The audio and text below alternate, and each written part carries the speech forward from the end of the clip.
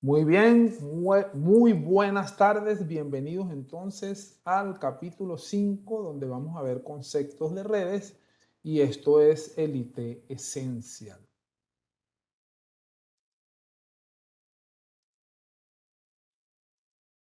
Bien, vamos a ver entonces los objetivos, ¿verdad?, que pretendemos alcanzar con este capítulo.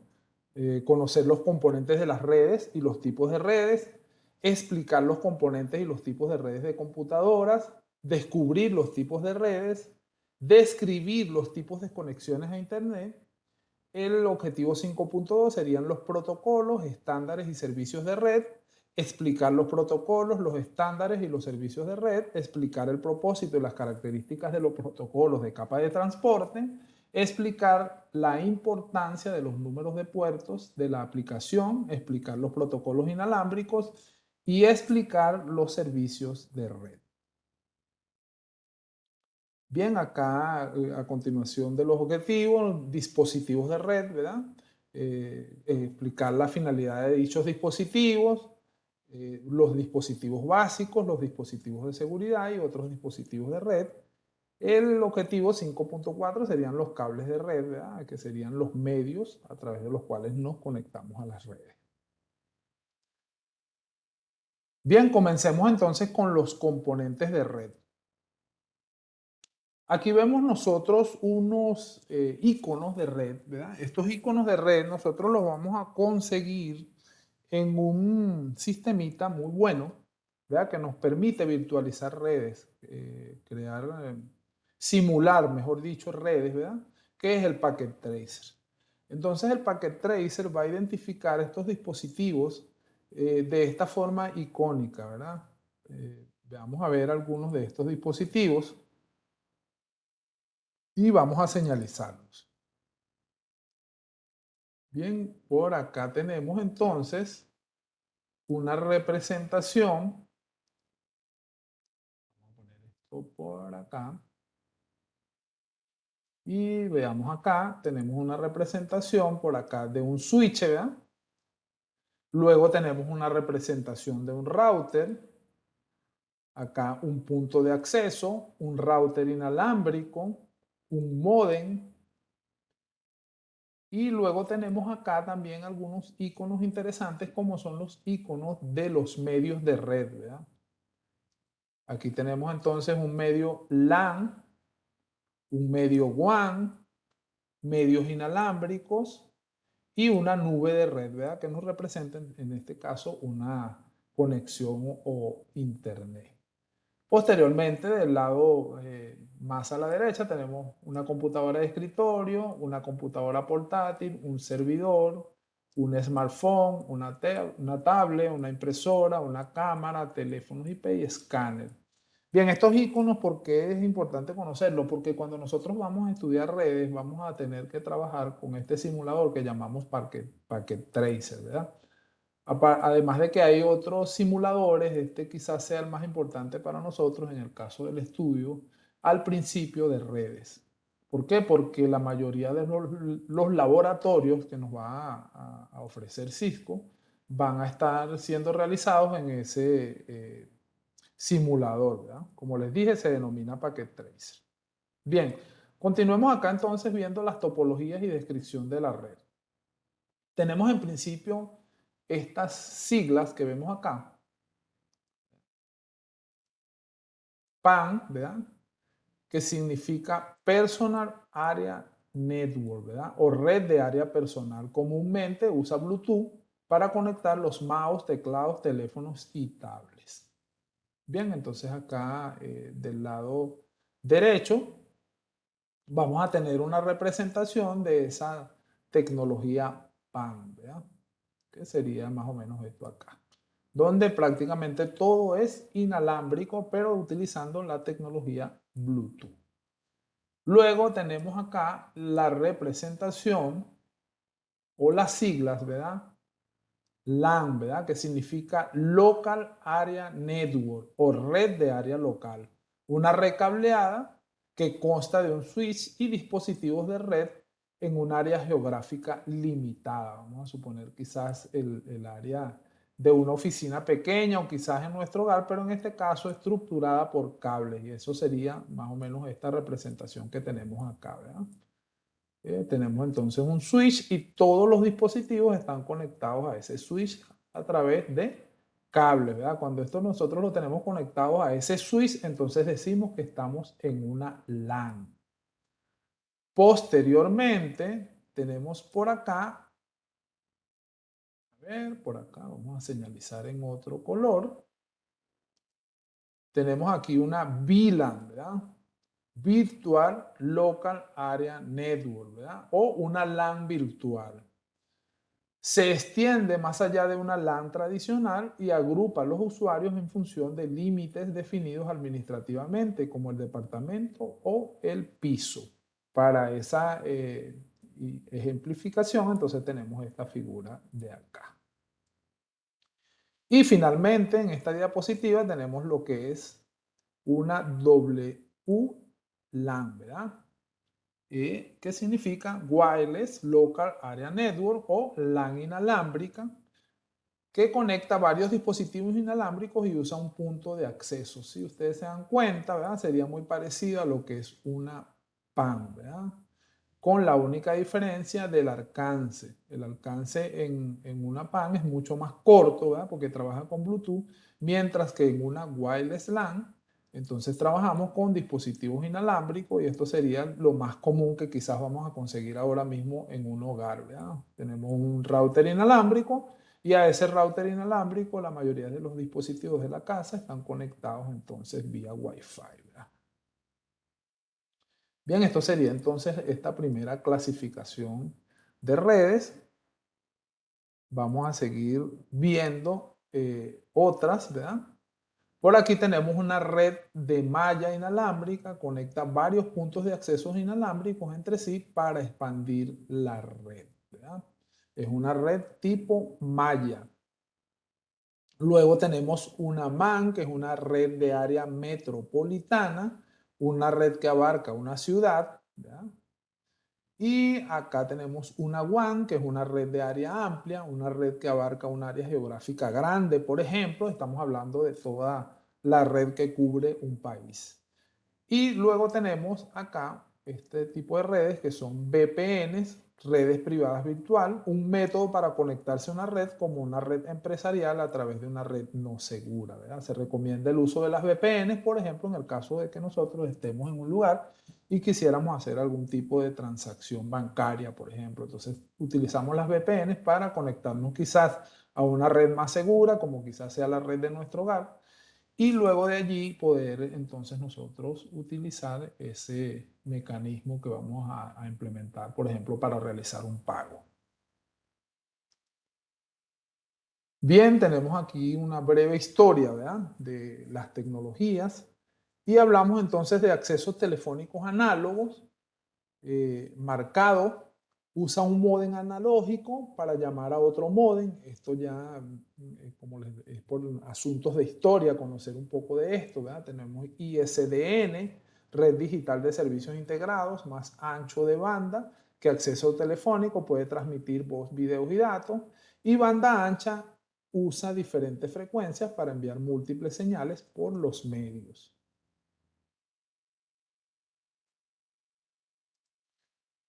Tenemos DCL, cable y fibra óptica, donde DCL, ¿verdad? Es Digital Line Subscriber o línea de suscriptor digital. Tecnología siempre disponible que usa las líneas telefónicas, la voz y los datos. Se transporta en diferentes frecuencias. Requiere un filtro en el puerto que se conecta a un teléfono. Esto ya, este tipo de acceso ya de verdad que es muy poco común, aunque todavía quizás en algunas partes se utilice. Luego tenemos cable, ¿verdad? Usa un módem por cable para conectarse a una red de televisión por cable tradicional. Comparte la red con varios suscriptores. Esto es una red que básicamente se utiliza por cable coaxial. Y finalmente, lo más moderno, ¿verdad? La fibra óptica que hasta ahora ya nos llega hasta el hogar y pues nos permite las conexiones de ancho de banda alto que se usa en redes troncales, entornos empresariales grandes, centros de datos grandes y ahora forma parte de algunas conexiones domésticas de Internet y pues está en franco crecimiento, por eso, porque permite esas conexiones de mayor ancho de banda, ¿verdad? Servicios de Internet inalámbrica con línea de vista. Este tipo de servicios también ahora se está implementando bastante, un poco porque permiten conexiones a lugares remotos, ¿verdad? Se establecen conexiones a larga distancia, donde de pronto hay un poblado que no hay manera de que se llegue vía cable y entonces se establecen este tipo de torres. Ojo que no son torres celulares, en este caso son torres para conexiones inalámbricas, ¿verdad? Y pues finalmente se cumple el propósito de proporcionarle internet a algunos hogares que están remotos o quizás empresas.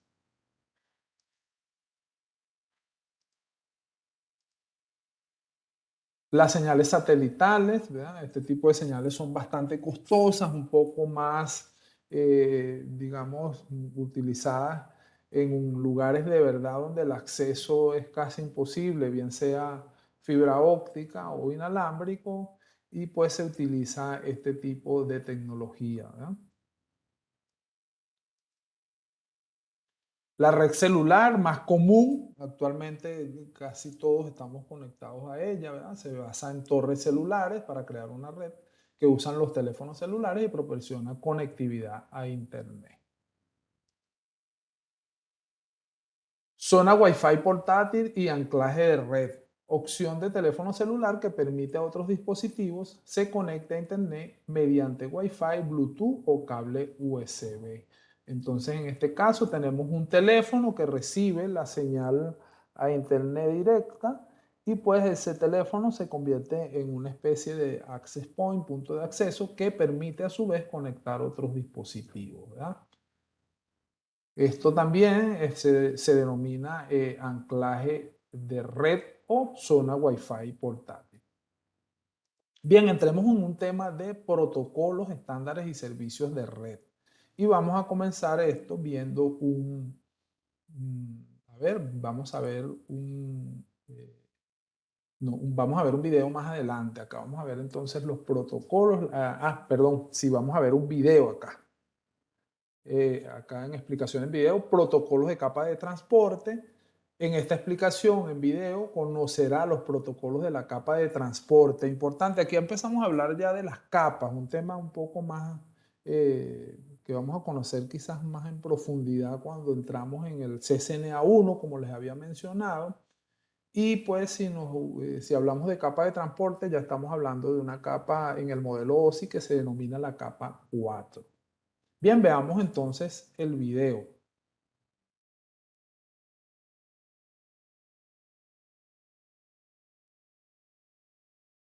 Un segundo para colocarlo.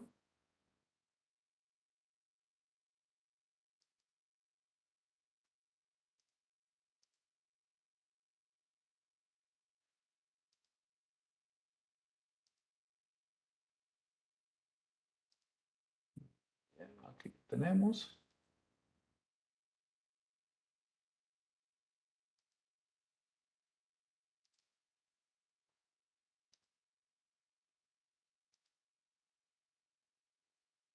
Network communications involves a suite of protocols known as the Internet Protocol Suite, or more commonly known as the TCP/IP Protocol Suite. This protocol suite includes all the protocols used in various aspects of end-to-end network communications, including addressing, routing, and reliability. The TCP/IP protocol suite is also a conceptual model that classifies and organizes the various protocols into 4 different layers: network access, internet, transport, and application. The transport layer includes 2 protocols: TCP, Transmission Control Protocol, and UDP, User Datagram Protocol. These protocols determine how the data will be delivered, reliably or unreliably. It is up to the network application to choose. If the application chooses TCP, the data will be delivered reliably with guaranteed delivery and assembled in the proper order. Or it can choose UDP when the data needs to be delivered as quickly as possible, with some tolerance for loss of data. TCP adds some overhead, which means there will be some additional delay. For example, the network application HTTP uses TCP to make sure all the data is delivered reliably. Here, the user types in the URL www.mybank.example. TCP is used to transport the information reliably between the user's computer and the web server.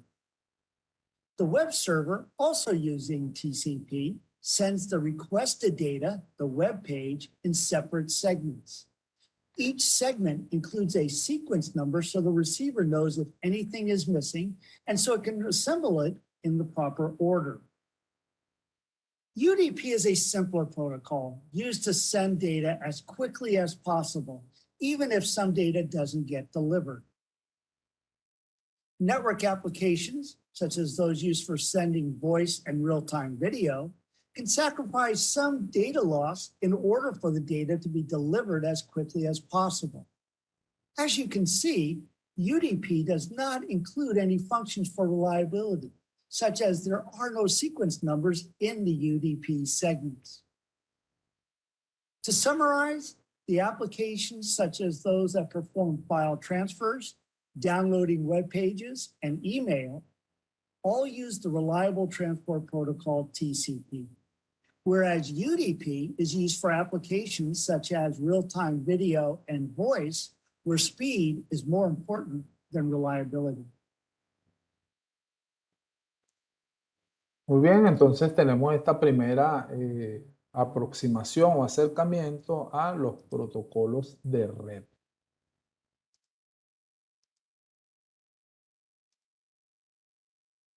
Acá vemos entonces un poco más explicado, mejor explicado, o quizás más en diapositivas, de qué manera están distribuidos esos protocolos. Y pues aquí vemos una capa denominada capa de aplicación y estamos hablando en este caso de un modelo, ¿verdad? Este modelo es el modelo TCP/IP, que es un modelo que consta de 4 capas, ¿verdad? Teniendo como la capa número 4 la aplicación y debajo de ella tenemos la capa de transporte, ¿verdad? Que es donde tenemos los protocolos, en este caso TCP y UDP, y en la capa 3, perdón, en este caso capa 2 del modelo TCP/IP, vamos a tener lo que son los protocolos IP, y más debajo tenemos entonces el acceso a la red, que serían las conexiones LAN y las conexiones WAN. Aquí nos habla un poco más de cómo la capa 4 afecta los paquetes, ¿verdad? Diciéndonos que en capa, pero me confundo un poco capa 4 o menciono un poco la capa 4 porque también pienso en el modelo OSI, más acá estamos hablando del modelo TCP/IP, así que hablamos de la capa 3 en este caso, ¿verdad? Entonces en la capa 3 vamos a tener este protocolo denominado TCP/IP, ¿verdad? Que es un protocolo denominado orientado a conexión, y tenemos el UDP, que es un protocolo orientado o no orientado a conexión, ¿verdad? Y vemos entonces cómo el UDP tiene un uso, en este caso para la telefonía, o en el caso en el que ahora mismo estamos, que sería la transmisión de videos en vivo. Mientras que TCP es un poco más controlador, vamos a decirlo de una manera, de esa manera, y pues nos permite entonces visualizar páginas web o quizás el acceso a correo mediante el SMTP o POP, ¿verdad? Digamos que es un protocolo, además, el TCP, un protocolo confiable, reconoce los datos, reenvía los datos perdidos, entrega los datos en el orden secuencial, mientras que si vemos las propiedades de UDP, una de sus ventajas es que un protocolo rápido, no tiene mucha carga, es de baja sobrecarga, no requiere reconocimiento, no reenvía los datos perdidos y entrega los datos a la medida que lleguen, ¿verdad? Entonces, bien, según el uso de la aplicación que se vaya, digamos, a colocar o se vaya a usar en ese momento, entonces se seleccionan estos protocolos en capa 4.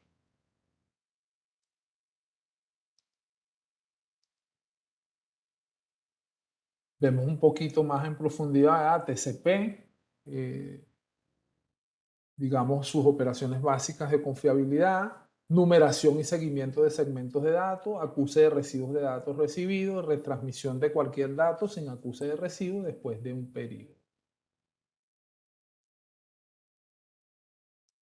Y vemos el UDP, ¿verdad? Muy poca sobrecarga, como habíamos visto en la diapositiva anterior, protocolos de entrega de mejor esfuerzo, no es confiable sin acuse de recibo, que el destino recibe los datos. Bien, vamos a ver entonces un video donde vamos a ver explicación de los números de puertos.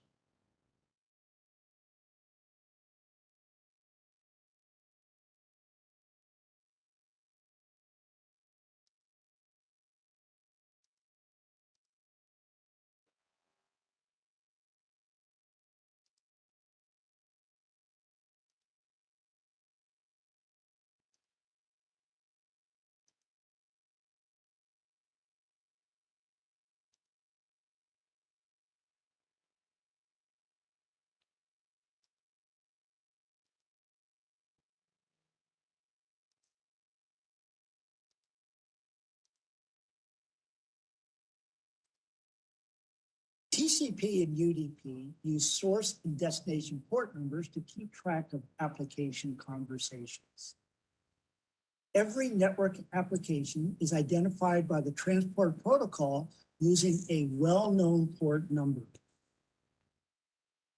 The source port number is associated with the application that originated the request, known as the client computer. The destination port number is usually a well-known port number associated with the destination application on the remote device, the server computer. In this example, the user has entered the URL www.netacad into their web browser.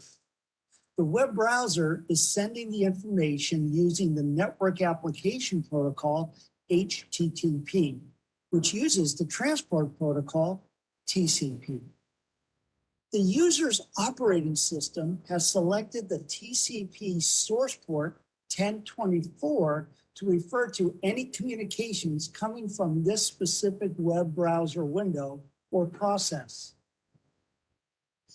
It is also using the well-known TCP destination port 80, so the www.netacad.com web server knows this data is for its HTTP application.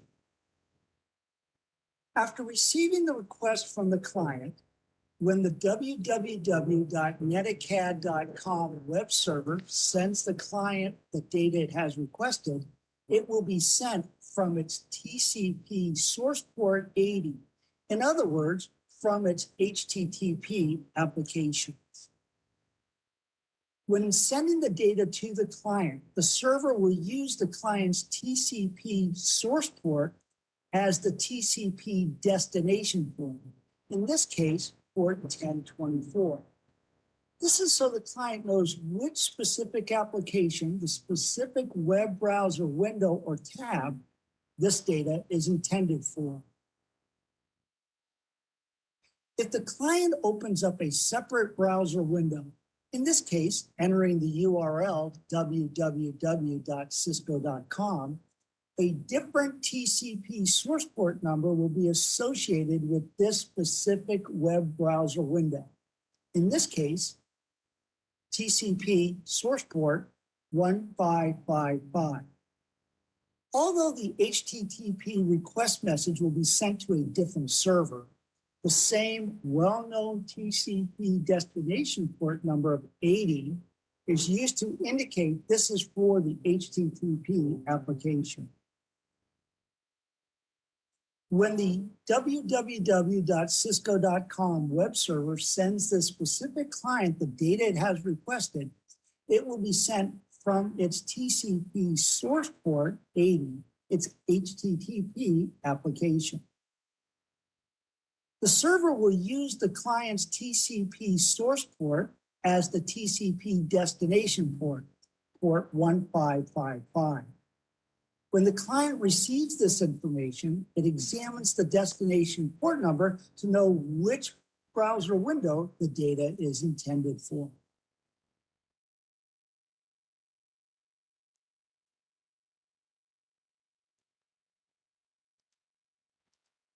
Bien, vemos entonces cómo funciona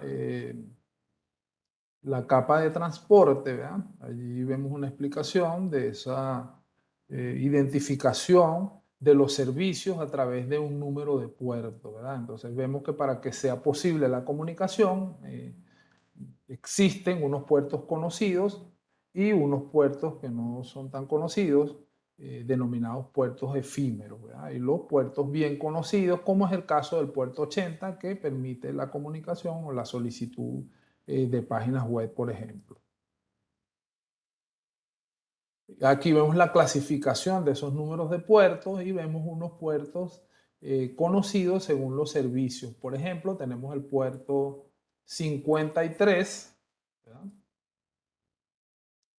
El puerto 80 y el puerto 443, y básicamente están orientados a unos servicios un poco, vamos a decir, más conocidos, como es el caso de DNS, ¿verdad? El puerto 80, ¿verdad? Que lo vamos a relacionar directamente con HTTP, y el 443, aún mucho más utilizado en la actualidad debido a que permite transacciones seguras a través de Internet. Más, digamos, en la parte de abajo tenemos el puerto 25, ¿verdad?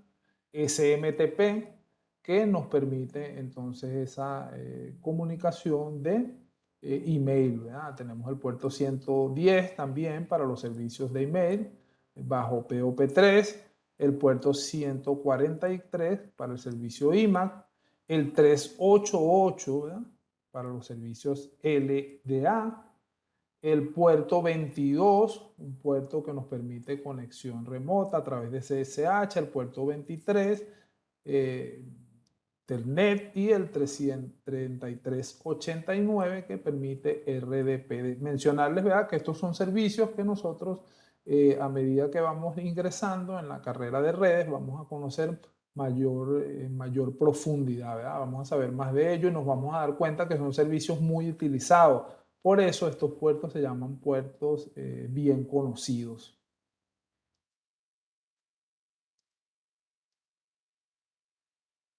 Acá tenemos entonces otros números de puertos relacionados con sus servicios, el caso de DHCP, que permite la asignación de direcciones dinámicas, cuyos puertos son el 67 y el 68. NetBIOS ya no se utiliza tanto, era un servicio de conexiones de Windows. SNMP, el 161 y el 162, SLP, el 427, FTP, Files Transfer Protocol, que es el puerto 20 y el 21 para este servicio, TFTP, que es el 69, SMB y CIFS, que es el 445, y AFTP. Como les decía, estos son puertos bien conocidos porque son servicios que se utilizan muchísimo y que a medida que vamos a ingresar a la carrera de redes vamos a tener que conocer más en profundidad. Aquí tenemos los protocolos de las WL o de las wireless LAN, mejor dicho, ¿verdad? Las redes inalámbricas. Tenemos los estándares establecidos por la IEEE, ¿verdad? El 802.11a, y según, es importante tomar en cuenta esto, ¿verdad?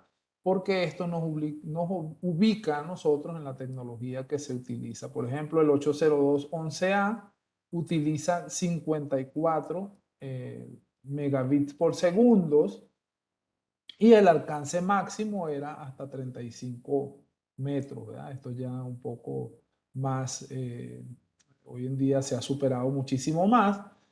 Y básicamente este estándar, ¿verdad?, debemos tomar en cuenta que se corresponde con la tecnología de 5 GHz. Es un estándar exclusivo para 5 GHz.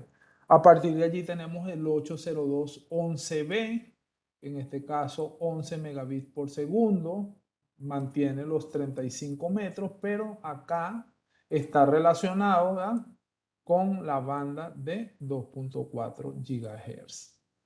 El 802.11, otro estándar, ¿verdad?, un poquito, 54 megabits, aumenta la distancia de cobertura, en este caso 38 metros, y nos permite la banda de 2.4 GHz.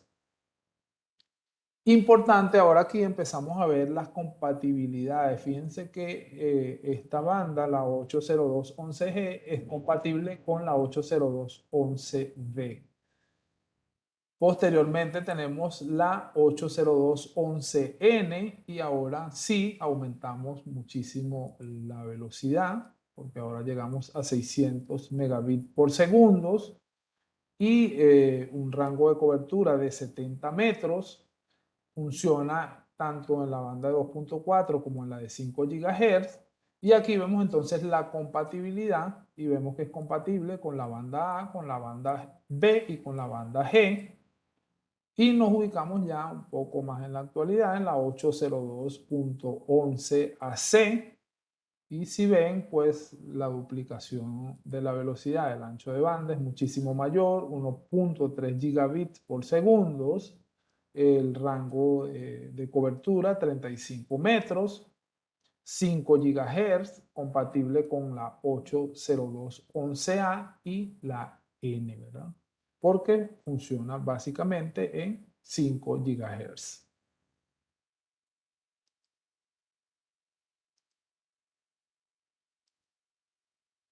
Tecnologías Bluetooth, NFC y RFID, ¿verdad? Bluetooth, hasta 7 dispositivos para crear una PAN, ¿verdad?, una Personal Area Network. La banda 802.15.1, el rango de frecuencia de radio es de 2.4, 2485 GHz. Por el otro lado tenemos RFID, etiquetas pasivas o activas usadas para identificar elementos. Pasivos confían en el lector RFID. Para activar y leer, activo, tienen una batería para transmitir la ID hasta 100 metros, el rango de frecuencia de radio de 125 MHz a 960 MHz.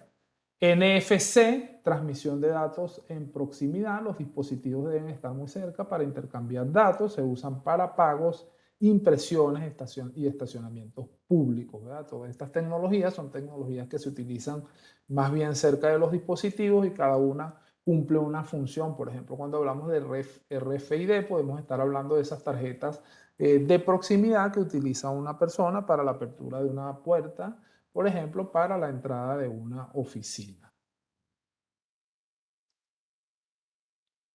Sysbit y Z-Wi-Fi. Sysbit requiere un coordinador de Sysbit para administrar los dispositivos clientes conectados en una red de malla inalámbrica. Los dispositivos suelen administrarse desde una aplicación de teléfono celular estándar IEEE 802.15.4. El rango es de 868 MHz a 2.4 GHz hasta 20 metros, 65.000 dispositivos y velocidades de datos de hasta 250 kilobits, ¿verdad? Entonces son este tipo de tecnologías los que nos permiten lo que se llama automatización en el hogar, ¿verdad? La apertura de puertas, el encendido de un televisor, qué sé yo, el poner un agua a hervir, o sea, es lo que se llama estas tecnologías modernas del hogar, ¿verdad? Z-Wi-Fi, estándar patentado, pero versión pública disponible. 232 dispositivos pueden conectarse a una red de malla inalámbrica con velocidades de datos de hasta 100 kilobits por segundo. La generación celular, ¿verdad? Aquí vemos entonces 1G y 2G. La primera generación era solo para llamadas analógicas. 2G incorporó voz digital, llamadas en conferencia e identificador de llamadas con velocidades inferiores a 9.6 kilobits por segundo. 2.5G admite la navegación web y los clips cortos de audio y videos con velocidades hasta 237 kilobits por segundo, ¿verdad? Bien, Aquí es importante ver el común de la G, ¿verdad? Que significa básicamente generación, ¿verdad? Entonces, cuando decimos 3G, simple y llanamente estamos hablando de la generación número 3, en este caso que permite videos de movimiento completo y transmisión de música a velocidades de hasta 2 megabits por segundo. Siguió luego la generación 4G, IPv6, voz basada en IP, servicios de juego, multimedia de alta calidad, velocidad de hasta 672 megabits por segundo. LTE, ¿verdad? Evolución a largo plazo, significa que cumple con los estándares de velocidad 4G y mejora la conectividad mientras está en movimiento. Velocidades de hasta 100 megabits por segundo cuando es móvil y hasta 1 gigabit cuando está estacionario. 5G admite la realidad aumentada AR, la realidad virtual VR, los hogares inteligentes, los automóviles inteligentes y la transferencia de datos entre dispositivos. Velocidades de descarga de hasta 3 gigabits por segundo y velocidades de carga de hasta 1.5 gigabits por segundo.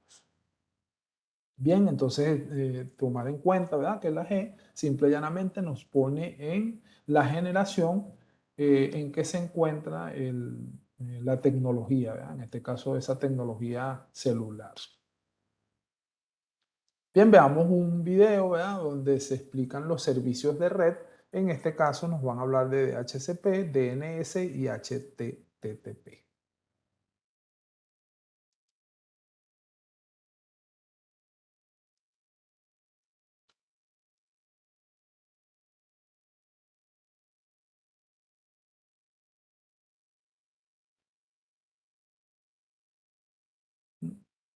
¿Ok?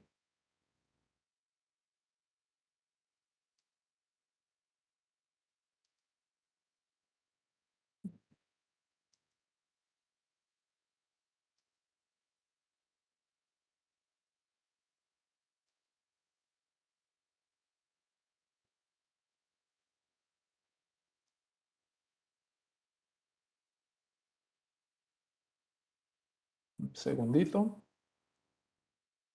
déjame verificar el video.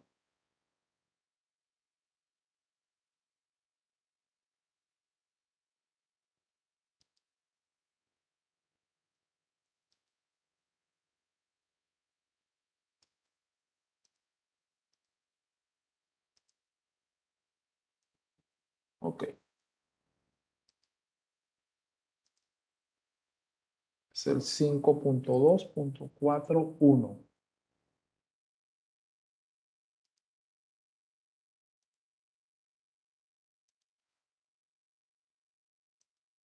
Muy bien, acá tenemos entonces el video.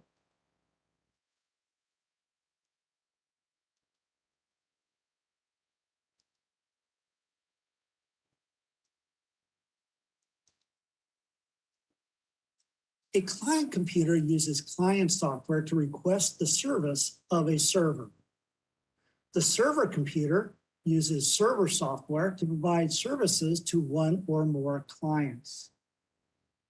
DHCP, or Dynamic Host Configuration Protocol, is a network service that allows a DHCP server to provide addressing information to client computers. This DHCP client has been configured to obtain its addressing information automatically from a DHCP server. This is the default on most user computers and devices. The DHCP client sends a DHCP request message asking the DHCP server for this information. The DHCP server may be a local router or a server computer. The DHCP server will then respond with the appropriate addressing information. This will include a specific IP address for the client and can also include an address for the default gateway and a DNS server. DNS, or Domain Name System, is a network service that provides an IP address for a known domain name, such as a URL. In this example, the user has entered the URL www.netacad.com into a web browser. However, to request this information from the web server, the client needs to know the IP address of the web server. The client sends the DNS server a DNS request message asking for the IP address associated with the domain name www.netacad.com.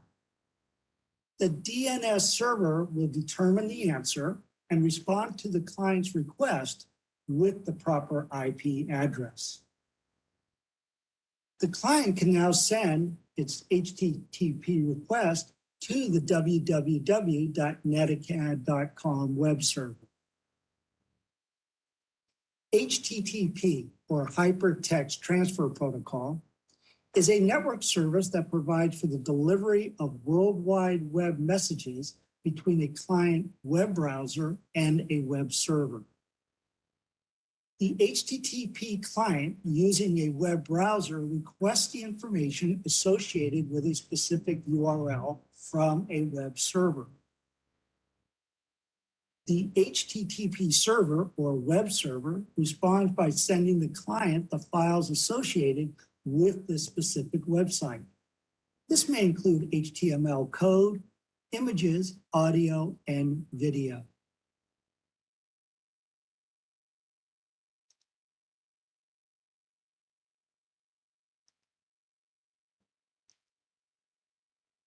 Bien, vimos entonces el proceso que se cumple en la solicitud de una página web desde un cliente web, como pudiera ser el caso de Chrome, ¿verdad?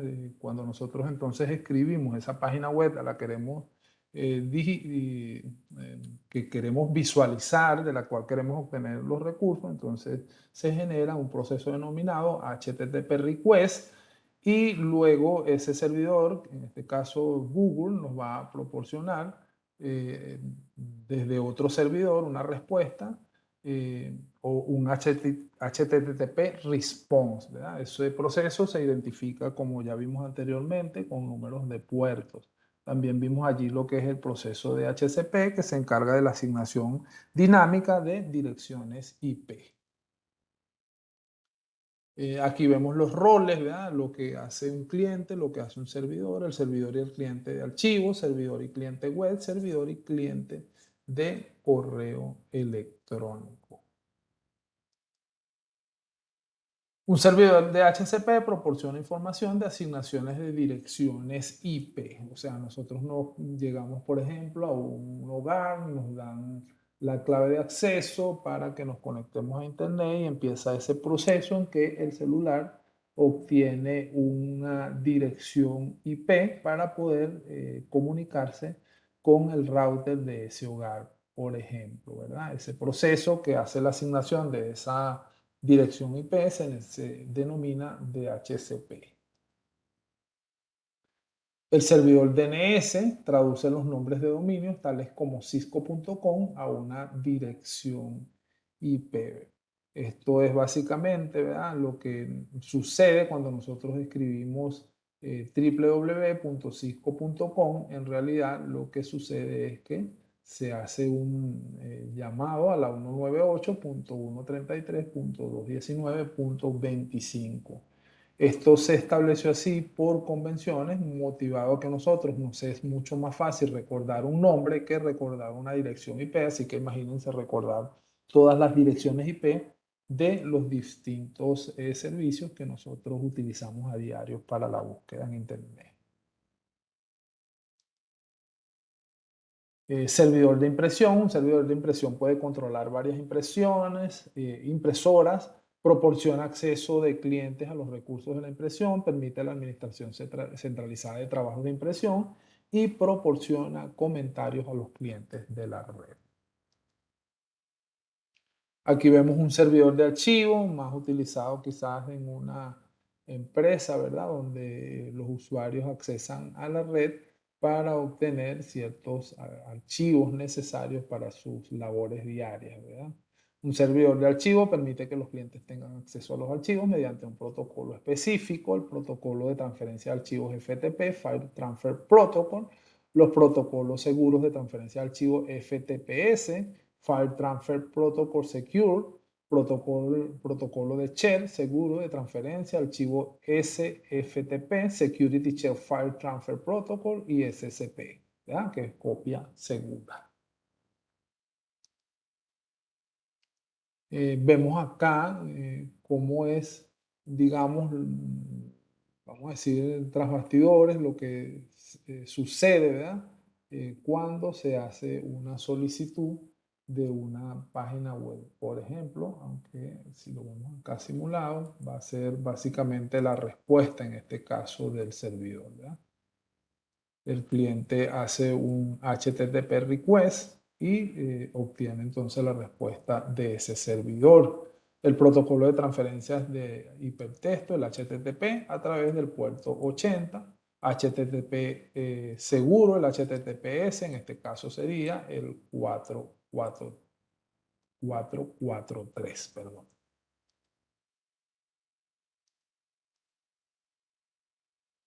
Mail server, los mensajes de correo electrónico se guardan en bases de datos, en servidores de correo.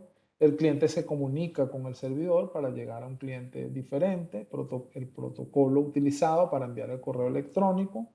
El protocolo simple de transferencia de correo, SMP. El protocolo utilizado para recuperar el correo electrónico. El protocolo de oficinas, por ejemplo, el POP, y el protocolo de accesos de mensajería de Internet, el IMAC. Entonces acá vemos cómo es ese proceso de envío de correos que sucede, ¿verdad? Cuando se hace la solicitud o el envío de un correo, ¿verdad? Aquí tenemos entonces el emisor, en este caso, ¿verdad? Y luego tenemos acá el receptor. Y vemos acá entonces el proceso que se cumple en la red para que ese correo llegue al destinatario. Entonces vemos acá cómo se cumple ese proceso.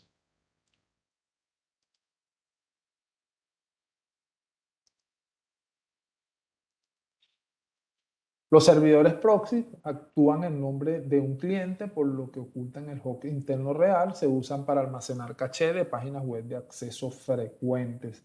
Muy utilizados estos servidores por el hecho de que no en todo momento nosotros necesitamos realmente accesar a Internet, lo que agiliza mucho el ancho de banda, y estos servidores entonces mantienen quizás una copia de alguna página en específico que visitamos frecuentemente y se encarga simple y llanamente de, digamos, verificar en Internet las actualizaciones de las mismas.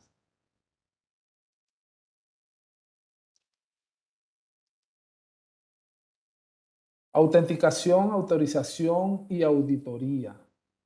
AAA, ¿verdad? Permite el acceso a un dispositivo de red o a una red específica. Y aquí ya empezamos a hablar entonces de la parte de seguridad.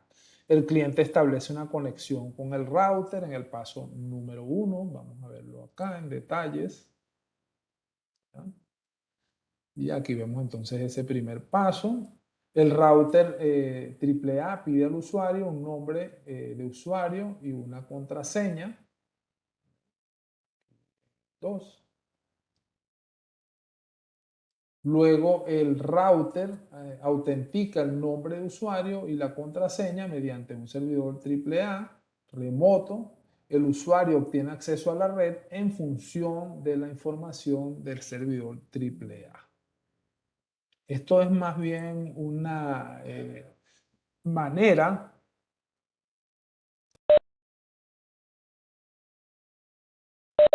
Esto es más bien una manera que se utiliza para proporcionar cierta seguridad a los datos, ¿verdad? Entonces, cuando una persona quiere accesar, bien sea a un servidor de archivo, debe primero autenticarse, ¿verdad? Primero tiene que proporcionar unas credenciales para ingresar a ese servidor de archivo, ¿verdad?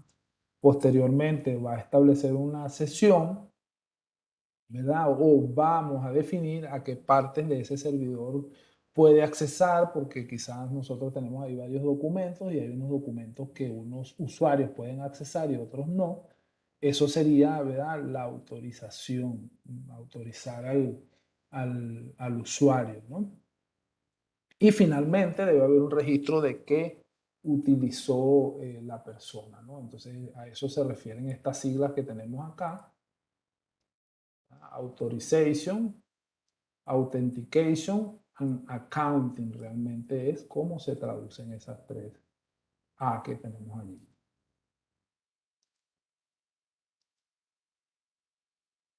Syslog, ¿verdad? Esto es interesante. Estos son los mensajes que nos permiten a nosotros ubicar errores quizás dentro del sistema a través de esos mensajes. Las redes siempre, ¿verdad? Tienen algún tipo de problemas y esos problemas se registran entonces en este servidor denominado syslog. Bien, veamos los dispositivos de red básicos. Y vamos a ver en un video lo que son switches y routers.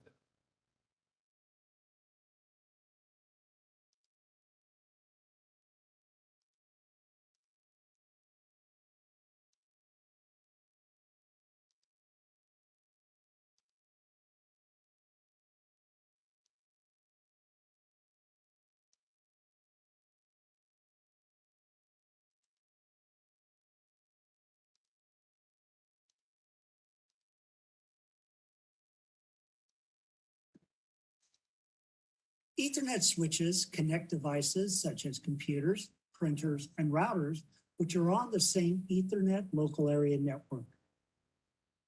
Devices on an Ethernet LAN communicate with each other using Ethernet MAC addresses.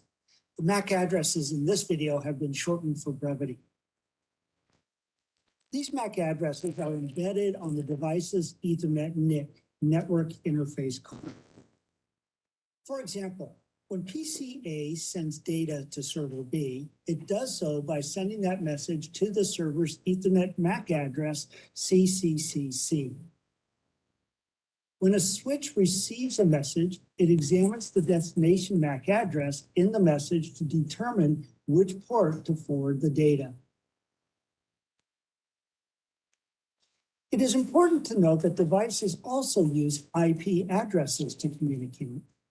IP addresses are used by devices to communicate with each other on the same network, but are also used so they can communicate with one another when they are on different networks.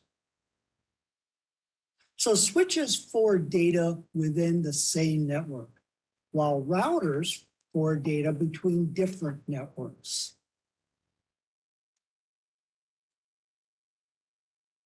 In this example, PC A is sending a message to server B, which is on a different network. This message, known as an IP packet, is sent to the local router, PC A's default gateway. When the router receives this message, it will examine the packet's destination IP address to determine where to forward the data. Routers have routing tables, which tell them where to forward packets. If the IP address of the destination device, server B in this example, is not on a network directly connected to this router, it will forward the packet to another router. If the IP address of the destination device is on a directly connected network, it can then forward the message directly to that device. Bien, entonces vemos dos dispositivos bien interesantes que debemos conocer muchísimo en redes, como es el caso de los switches, y vemos dos características básicas, yo diría de mucha importancia para el estudio de estos dispositivos, como es el caso del conocimiento de lo que es una MAC y de lo que es una dirección IP, ¿verdad? Porque los switches básicamente van a trabajar en función de esas MAC, mientras que los routers van a trabajar en función de las direcciones IP. Acá vemos algunos dispositivos físicos que se utilizan para la conexión a las redes, en este caso, vamos a decir, para el acceso a una red LAN. Vemos acá, tenemos una NIC, en este caso, esta NIC tiene una conexión de cable, ¿verdad? Que sería a través de este puerto que tenemos acá, ¿verdad? Denominado también Ethernet. Y luego tenemos acá una NIC inalámbrica, ¿verdad? Que cumple la misma función, mientras que acá tenemos una NIC USB. La única diferencia quizás entre una y otra sea la manera de conexión a la red.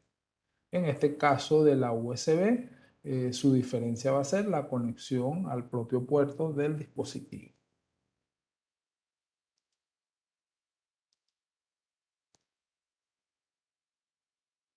Acá tenemos un dispositivo denominado repetidor o concentrador. Este dispositivo ahora mismo en la actualidad es muy poco utilizado debido a que, digamos, la distribución del ancho de banda sufría más bien muchos problemas motivados a estos dispositivos. En la actualidad son más utilizados los switches, sin embargo, debemos conocerlos, ¿verdad? Porque nos ayuda a la comprensión del funcionamiento de la red. Los repetidores, también llamados extensores, porque regeneran la señal para que puedan enviarse más lejos. Estos repetidores en la actualidad más bien los vamos a conseguir de manera inalámbrica. El concentrador recibe los datos en un puerto y los envía a todos los demás puertos. El puente divide una red en dos o más segmentos y realiza un seguimiento del dispositivo que se encuentra en cada segmento. Como vemos, estas funciones ahora mismo las vamos a conseguir quizás integradas en un router o en un switch. Los switches Ethernet registran las direcciones MAC de cada dispositivo conectado al switch. Muy importante esto de los switches, un poco para establecer ya un punto de partida en su conocimiento, y es el hecho, ¿verdad?, de que los switches propiamente no tienen direcciones MAC, sino que las procesan, ¿verdad?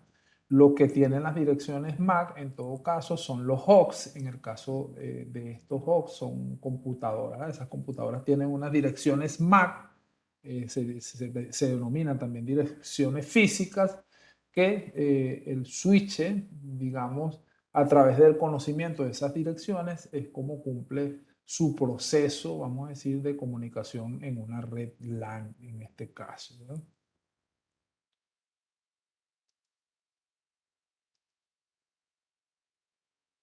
Bien, aquí vemos un punto de acceso inalámbrico, un AP, que proporciona acceso a una red inalámbrica para un rango limitado.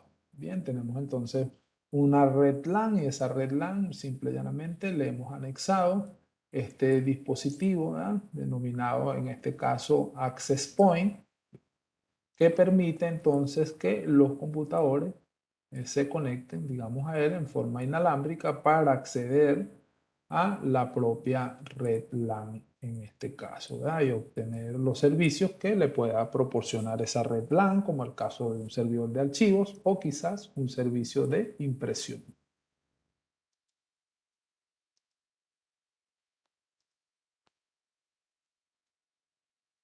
Los routers conectan redes, muy importante. Fíjense algo acá, y es que el router en este caso va a ser un delimitador. Fíjense que cuando nosotros estamos hablando de una red LAN, básicamente, vamos a decir, en una oficina pequeña, nos vamos a dar cuenta que esa red LAN va a estar todos los dispositivos conectados a un switch, ¿verdad?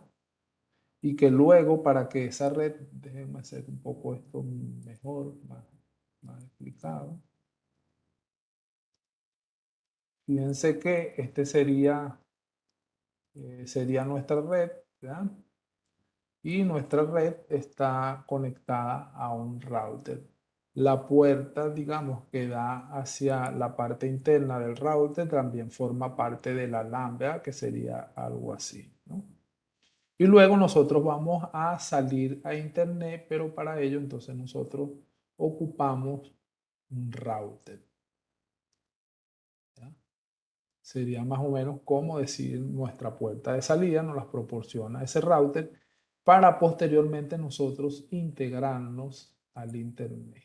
Entonces, ¿qué es lo que es internet? Cuando nosotros entramos a internet, en realidad estamos entrando a una gran cantidad de redes LAN que están conectadas y básicamente lo que hacemos es accesar de una LAN a otra LAN. Pero para ello se hace necesario entonces la utilización del router, el cual se vale básicamente de direcciones IP, ¿verdad? Porque los routers procesan direcciones IP Y es muy importante entonces saber que los routers conectan redes, ¿verdad?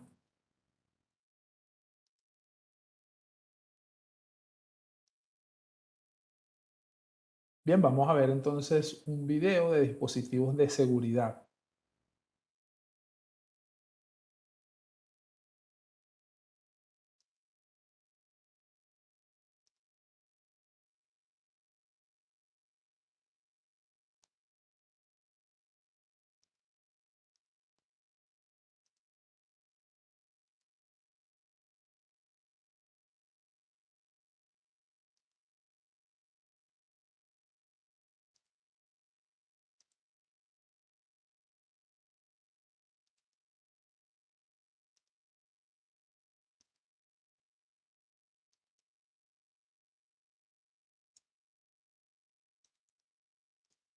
A firewall is a network security device or software within a device that monitors and controls incoming and outgoing network traffic based on a predetermined set of security rules.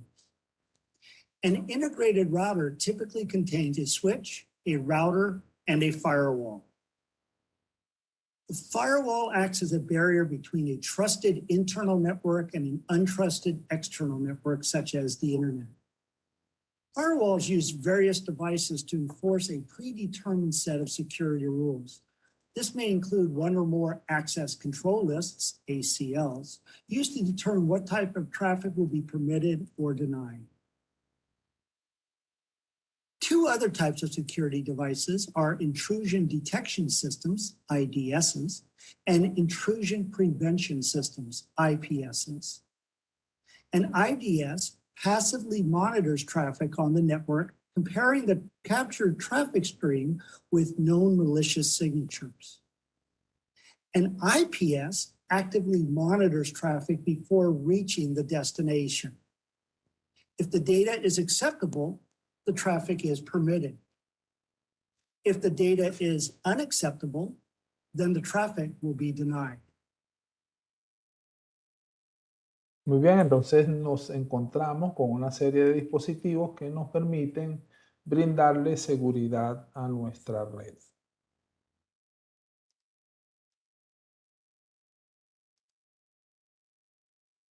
Y aquí tenemos uno de esos dispositivos, el firewall, ¿verdad? Que protege los datos y los dispositivos conectados a una red. Los firewall usan listas de control de acceso, ACL, Access Control List, que son reglas para determinar si se permiten o deniegan los datos, ¿verdad? Estos dispositivos hoy en día son bastante demandados, motivados que existen muchos actores de amenaza, ¿no? Personas maliciosas, también denominados hackers, ¿verdad?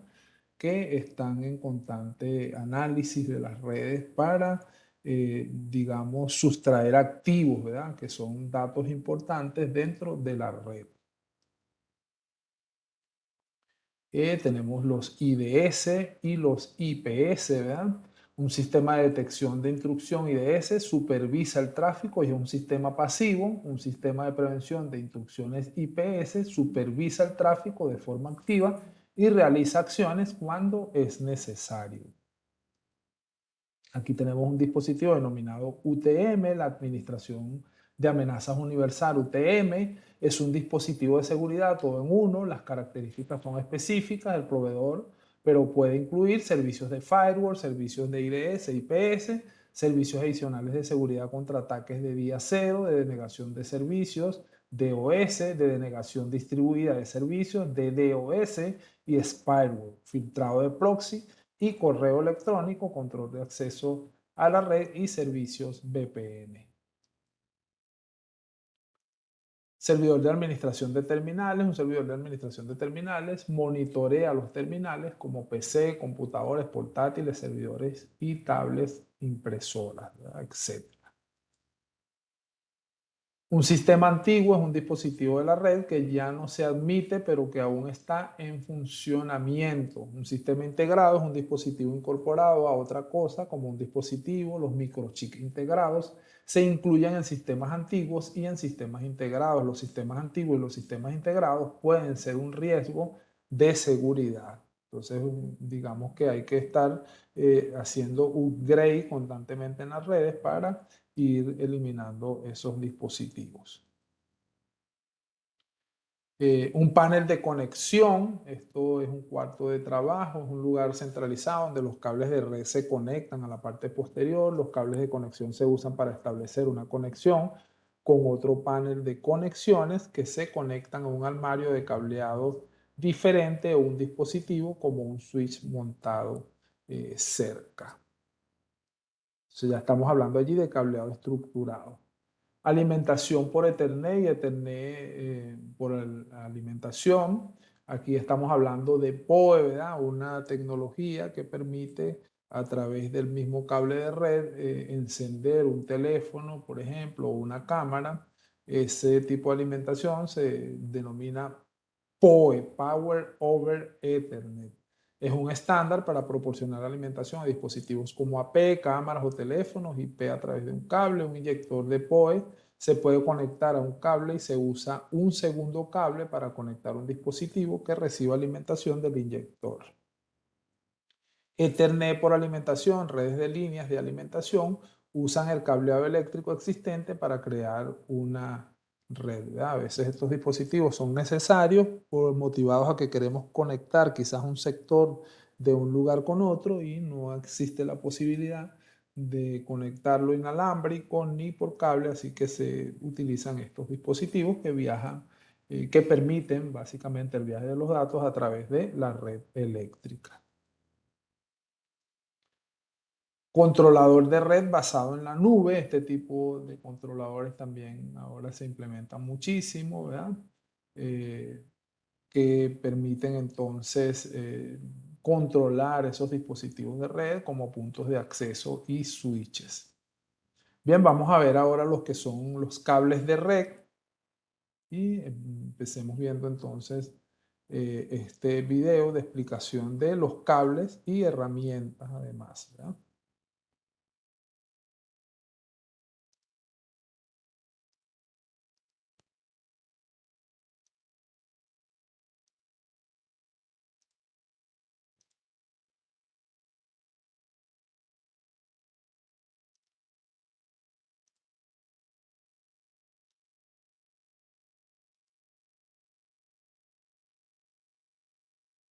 Hello, everyone. We know that computers and laptops and mobile devices are great devices to work on and deploy. But all these devices are becoming reliant on network connections. As you journey further on becoming an IT professional, you'll have to build up your networking skills and start building a networking toolkit. I'm here to show you some of the popular items you may find in a toolkit for network technicians. To start, you want to have a network cable crimper. You want to have wire strippers. You want to have cable connectors. Also, it'd be nice to have a punch down tool. We'll talk about these extra two items in just a little bit. Now, this cable crimper allows you to terminate both network cables and phone cables. We're going to be utilizing connectors with this, and these connectors can be bought in bulk, and they're used on the 8 copper wires of a network cable. We use them in order to terminate the cable and make the network cables usable by devices. These wire strippers here, they're used to strip the outer sheet off the network and phone wires. And once those wires are exposed, we can then utilize these connectors. A punch down tool is used to terminate a network cable that is 8 raw copper wires into a punch down block. A punch down block is a common item that you'll find in an enterprise network. The punch down block has slots for each of the 8 wires to be punched into the slots. And the nice thing about this tool, as it punches those 8 wires down into the network block itself, we can see that it has a cut side. It will cut off any excess network cable wire off the punch block. Now, when we're working with current, terminated, and deployed network cabling, it's very important to have a basic network cable tester. With this network cable tester here, we can plug both ends of a network cable into the tester, and this allows us to verify that the cable is of good quality and that all 8 pins are terminated properly. Now, there's a variety of different types of testers. I prefer the ones with LCD screens. Some also have LED lights instead. The ones with the LCD screen can easily show you exactly which pin is experiencing issues. These tools can be very basic or very advanced. This one, for example, can use DHCP, ping, and even test power over Ethernet. Other tools that exist can help you trace a network cable and find the device or panel it's connected to. This is called a Tonin probe. You use this in order to locate network cables that could be part of a huge bunch, or even just a cable that's a very long run. This is called a probe because it's able to pick up the tone that is placed on a cable. Many different types of devices can put a tone on the wire, including this cable tester right here. When you put all these tools together in a tool bag, you're one step closer to becoming an IT professional. Bien, algunas herramientas necesarias, ¿verdad? Para trabajar el cable UTP, básicamente, ¿verdad? Estas herramientas nos permiten elaborar conectores, eh, comprobar además el funcionamiento de esos cables con la finalidad, ¿verdad?, de crear un cableado de red, ¿verdad? Un cableado estructurado.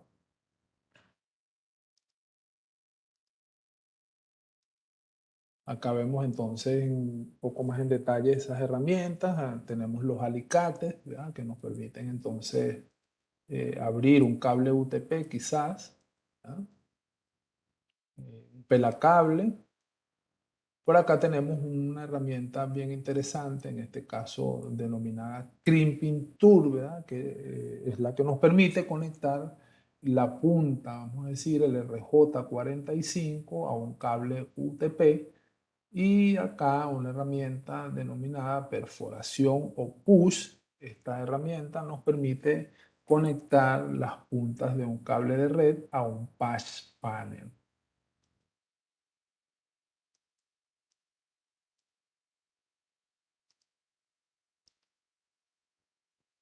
Otras herramientas también para el uso de redes, para comprobar el funcionamiento de de los cables.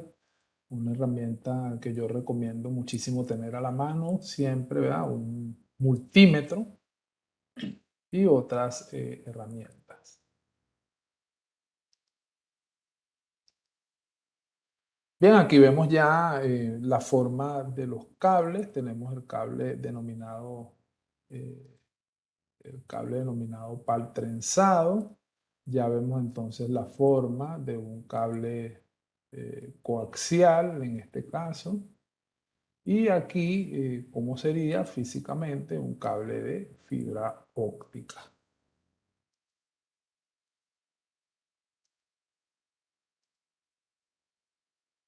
Bien, vemos entonces los conectores, en este caso, para un cable coaxial, el cual está compuesto vemos aquí, de cobre, ¿ya? Un conductor de cobre que tenemos acá. Pudiera ser también aluminio. Se usa en sistemas de televisión por cable y sistemas de comunicación satelital. Más difícil de instalar, más costoso y más difícil de solucionar problemas que el cableado de PAL trenzado, ¿verdad? Esas serían, por ejemplo, las desventajas del uso de cable coaxial. Y aquí vemos entonces algunos de sus conectores, el BNC, conectores tipo N y tipo F.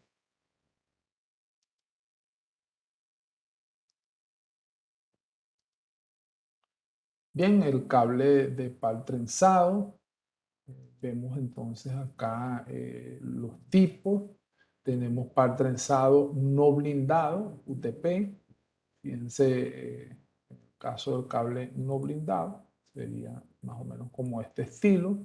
Y el PAL trenzado blindado, que sería como este estilo. Se llama blindado porque si ustedes ven, acá tiene como que varias capas, ¿verdad? El UTP es el cable más común, 4 pares de cables codificados por colores. Acá vemos esas codificaciones de colores, ¿verdad? Aquí tenemos un azul, un naranja, un verde, un marrón. Propenso a interferencias electromecánicas, el EMI, y a la interferencia de radiofrecuencia. Esas son quizás las desventajas del UTP. Y luego tenemos el STP, que mejora la protección contra el EMI, y el RFID, al colocarle este tipo de mallas o blindajes. Es mucho más costoso y más difícil de instalar.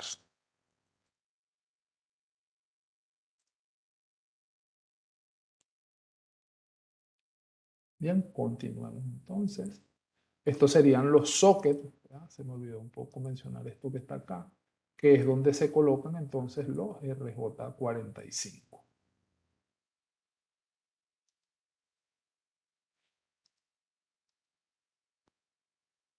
Bien, vamos a ver algo importante en cuanto al cable, que es lo que se llaman las velocidades. Esas velocidades también tienen que ver entonces con la categoría del cable. Por ejemplo, aquí tenemos un cable UTP categoría 5, cuya velocidad es 100 megabits por segundo a 100 megahertz, ¿verdad?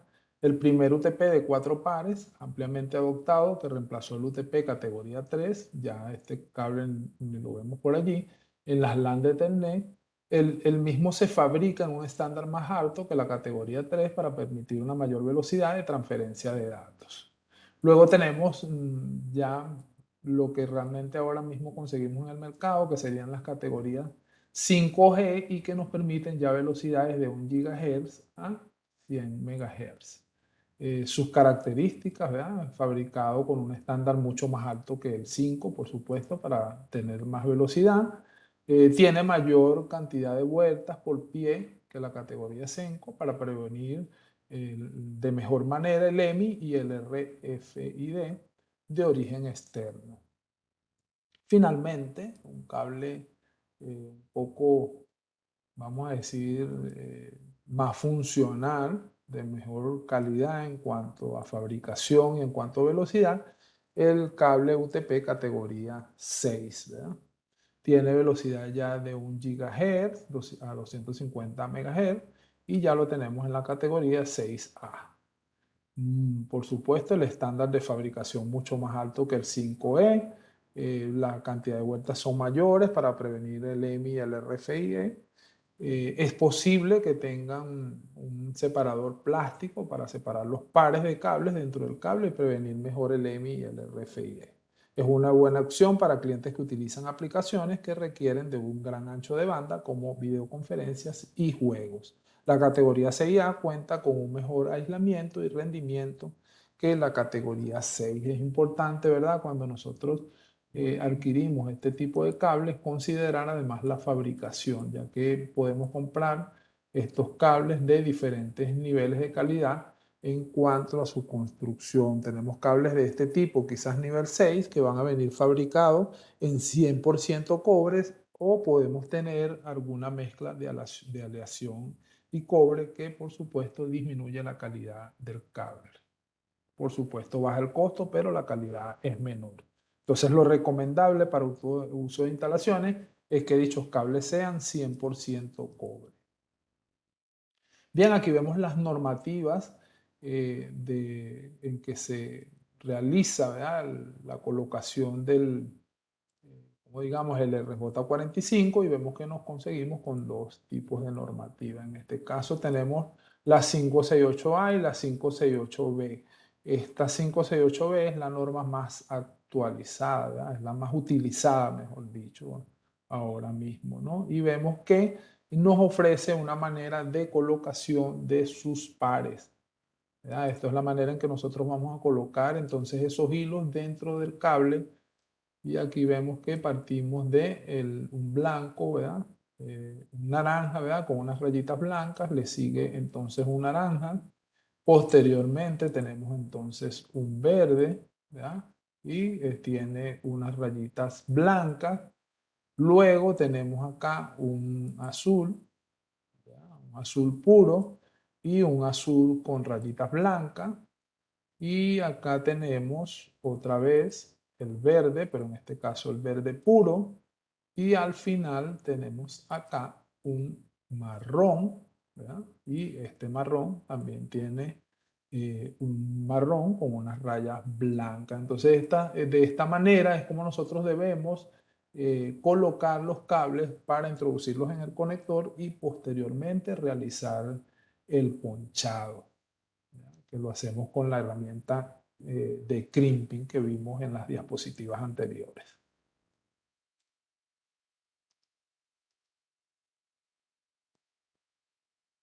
Bien, vamos a ver entonces un video de cómo se crean estos cables, ¿verdad? Un video bastante interesante.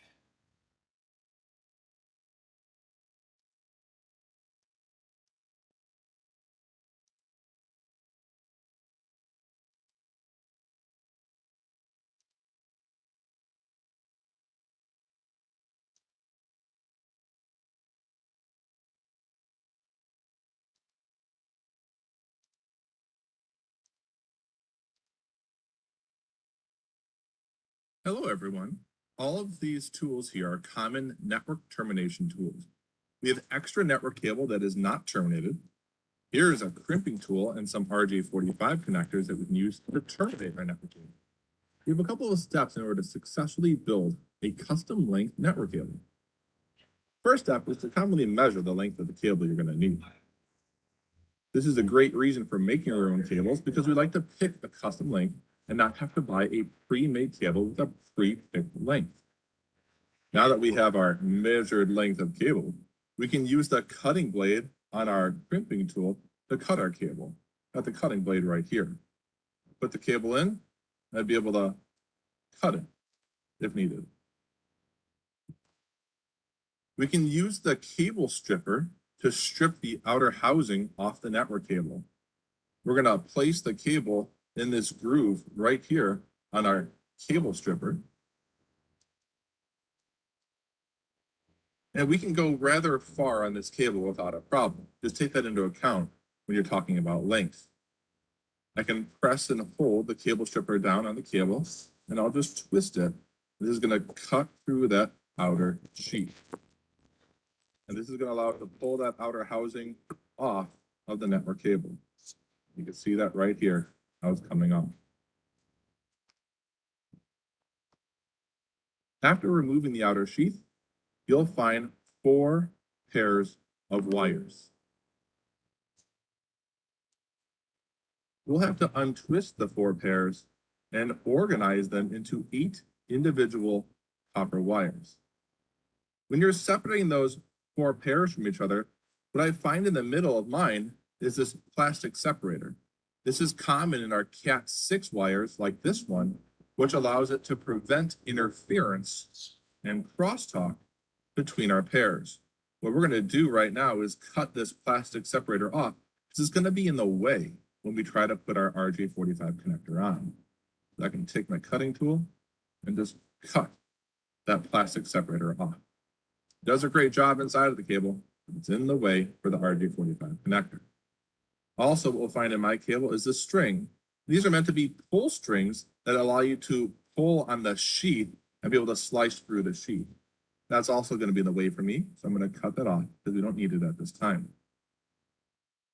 So this is where we now want to untwist all the wires, and this is going to take us some time to do.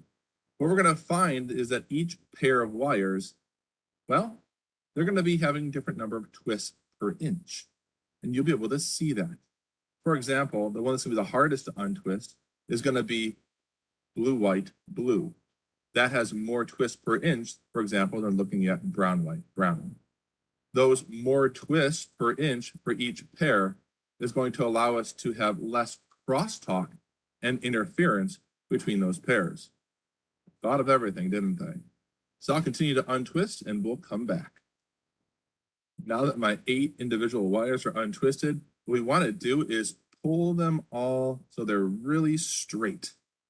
The straighter you can make them, the easier it's going to be to organize the wires in the correct color code, as well as the easier it will be to crimp them with the RJ45 connector. Now, I'm not worrying right now too much about color code organization. I just want to get them as straight as possible. What some people like to do is if you can gather all of them at the end of the wires with your fingers, and you can actually pull it straight and wiggle back and forth, and you get straighter wires. Now, what I'd like to do is organize them in the correct color code. There's different standards, 568A or 568B. I'm going to follow the T568B standard and put these wires in the correct order. That order is going to be orange, white, orange, green, white, blue, blue, white, green, brown, white, brown. And to do that, I'm just going to take the orange, white and put it all the way to the side, followed by orange. Then I'll follow that one correctly with the green, white, and bring that one over. And then follow it with the next color. I'll do that and we'll come back. Once you have them in the correct color order, such as we see here, we'd like to take one of our RJ45 connectors and we'd slide it on. And the current problem is that connector is not going to fit well. The wires are too long. We want this sheath to be about here in the connector, so when we crimp, this connector is going to hold onto that sheath, not onto the wires. So what I need to do is take my tool, which I can take either a pair of snips or a cutting tool like this. And I need to cut these shorter. Go ahead. And I'm just going to give it a snip.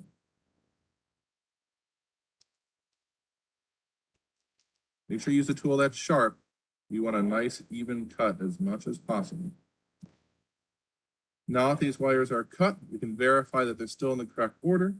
And we can take an RJ45 connector and we're going to slide this on just like so. We'll push those in tight. You can watch those wires go into the RJ45 connector. Push far enough and we should see that plastic sheet go in as well. Awesome. We can check the front of the RJ45 connector and see all those color codes coming in beautifully. Now we'll take our crimper and we'll slide our cable into the crimper all the way in. We'll give it a tight squeeze and now it's crimped on. You can see it holding on to the plastic sheet and our 8 copper wires are all the way in. Since now the connector is attached to the 8 wires in the outer housing, before we deploy this, we should verify the quality of the cable. You take something like this, which is a cable tester, plug it in on both sides, turn it on, and we'll be able to watch it go. Checking the quality of our cable, and we should see all 8 wires come up as successful. We'll see 8 lines. And we did it. All 8 lines came up, letting us know the quality of our cable is perfect. You're able to see that right here. It tells us it's a 3-foot cable. Hopefully, you have a 3-foot purpose. Grab some tools and get started crafting your own custom link network cable.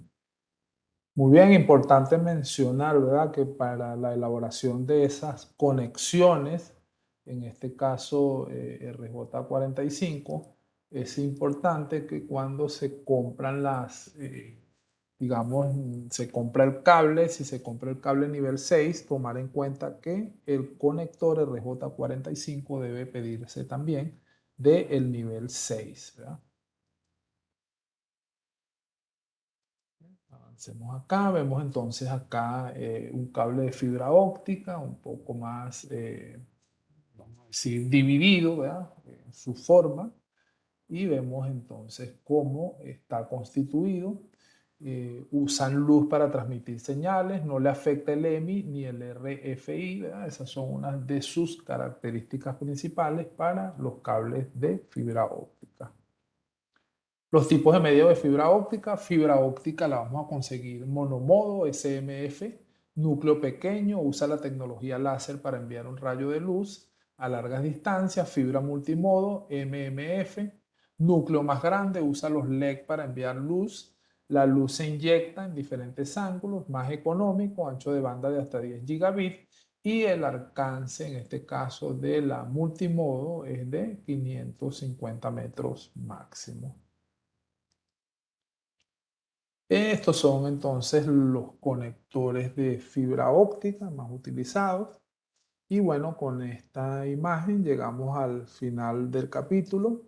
No sin dejar de mencionarle que lo que hemos hecho es apenas un pequeño contacto, ¿verdad?, con todo lo que tiene que ver con redes y que cada tema de estos que acabamos de mencionar corresponde prácticamente a un conocimiento muy amplio que vamos a adquirir en el estudio de redes.